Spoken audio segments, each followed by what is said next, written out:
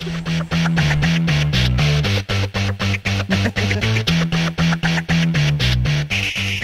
Pasha Roberts. I'm the producer and director of Silver Circle movie. Today we have the pleasure of interviewing Ngoni Chikomba. He actually lived in Zimbabwe from birth through 2010. He just came over here and has some really cool stuff to tell us about what life was like under inflation even more severe than we have in the movie. Zimbabwe and Argentina are the two real laboratory cases we have of hyperinflation in this century. Okay, so Ngoni, thanks for being here. And well, thank you, Pasha. I can just say it was quite interesting in the sense that, I mean, you experienced life at a different level from a different view. In terms of, I mean, you could see probably like prices doubling overnight, prices changing whilst you're in the store, different ways that people trade. I mean, it was just a different lifestyle altogether. In 1980, basically, the Zimbabwe dollar was less than $1 US, and it totally changed. It was more than $2 trillion by 2006. You know, how did that progress over the years? When did it start getting bad? I can safely say like around the 2000s, early 2001, going into 2002. Well, pretty much that's when you started noticing like things changing in terms of prices, scarcity of commodities. I mean, just by noticing the fees that my parents used to pay for me to go to school, the change in the pocket money that I used to get, and pretty much everything revolving around your daily needs and all that, the way the prices changed for that, I mean, it was a clear sign that we're heading towards somewhere, I don't know how I could put it, but yeah, it was a clear sign of things changing. Was that like 2005? Yeah, well, it was around 2006. Yeah, 2006. That's when prices were changing. Probably like in 2006, it wasn't as rapid and frequent. But I mean, a year later from that, that's when things started getting worse. You get price changes. First of all, it was like once a week. Then it became once a day, and then it became like twice in one day. So how did people coordinate this? How did people know what prices were, or how did people coordinate, if they're saying black market or something like that, how did people coordinate what it was versus exchanging to another currency? I mean, word will just travel that, what, $1 today has changed, it's now at so-and-so rate, or the price of bread has gone up, it's now at this rate. Actually, you know what, no, it's actually this.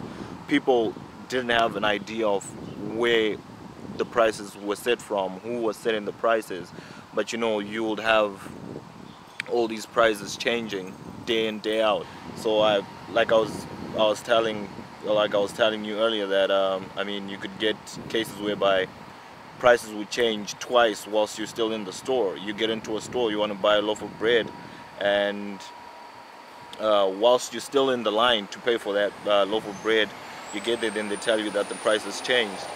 So at first, but just to get a sense of the numbers, so when you're first buying when you walked into the store, how much was the loaf of bread?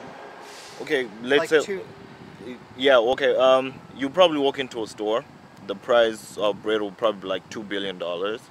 By the time you get out, let's say like to pay for it, it's probably going to be like $3 billion, maybe $4 billion. No one knows like how the price would change and how like it was justified for them to change the price in that way.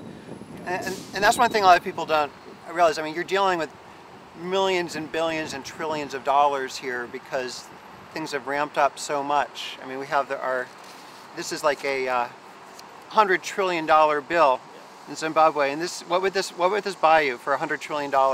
Well, initially when that note came out, I think you'll probably get well, maybe for $200 trillion, probably you could buy a crate of beer.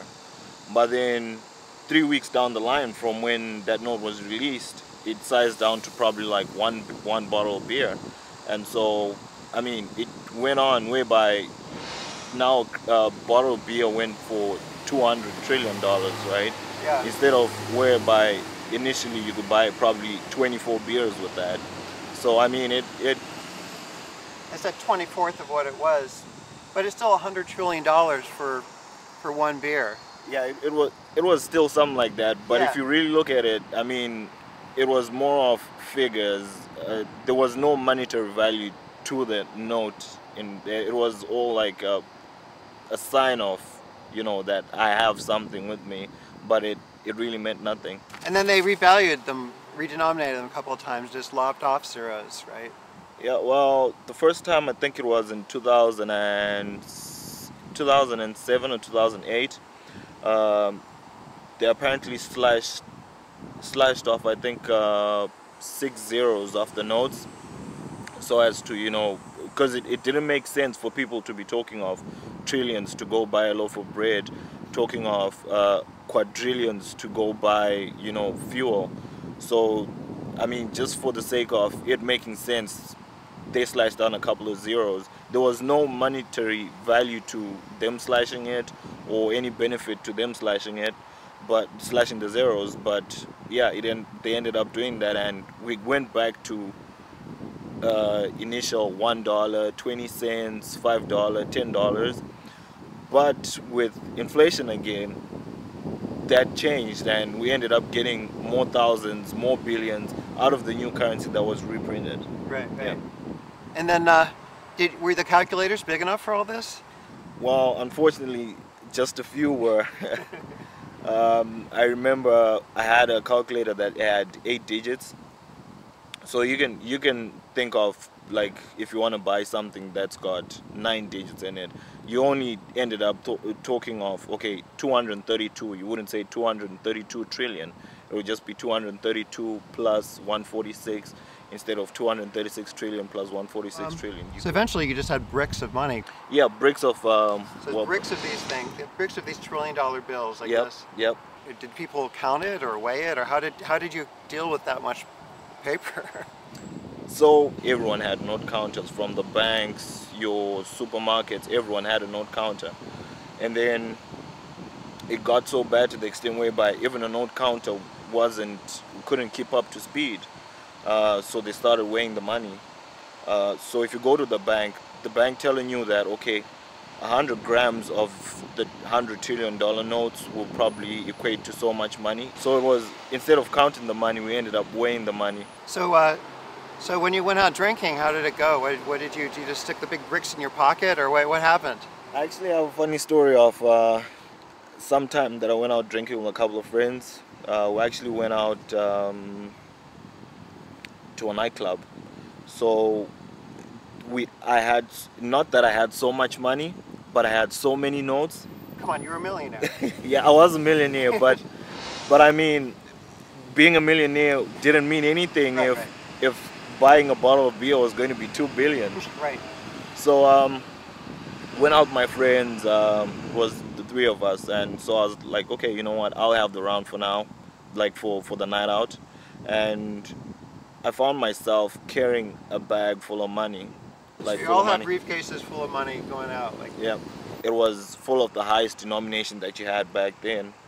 And so went in, bought the first round of drinks, like 4 or 5 drinks. By the time I noticed that I was out of money, I had to go back and, replenish my pockets. So after every 4 or 5 drinks, I had to go outside to the parking lot to get some more money, come back, buy drinks. But unfortunately, it was a way of life. We got used to it, and yeah, it became the norm. So if you wanted to trade on the black market, say that you had some dollars from selling beer and you needed US dollars to hold it, how would you exchange that in the black market? What would you do? Do you put on a hoodie and sneak around, or how does it work? Initially, yeah, it was undercover, but then it got to an extent whereby, I mean, it was open, but it was still illegal. So I would just get my Zim dollars, drive to a certain place, like a central place where people usually traded. So this was mainly like at a bus station. At the bus station you get buses that are coming from out of the country. So I'll just go there, meet up with people. Actually, people would approach you as soon as you get there. Do you want rands? Do you want US dollars? Do you want Botswana pulas? Do you want British pounds? And yeah, then you'll tell him, yeah, I want this and that, negotiate a rate. But obviously he'll have the upper hand because he has what you want. Right. So yeah, negotiate a rate, tell him how many you want, and then trade off. Get back into your car and drive off. So how much did people transact in gold or diamonds? Was that more dangerous, or how did that work? Because you produce those things. Yeah, precious minerals were, I think, the most, I'll say the most illegal thing that you could deal in. When I left Zimbabwe, I think the jail term for, prison term for trading in diamonds was 4 years. I'm not aware of gold, but yeah. Just to trade diamonds for cash? Actually, if you're found in possession of diamonds. Just having a diamond? Wow. Yeah, without proper papers or, you know, the required documentation, you could be facing a 4-year jail term. Wow. So it's like silver in our movie, really. Yeah. I guess so, yeah.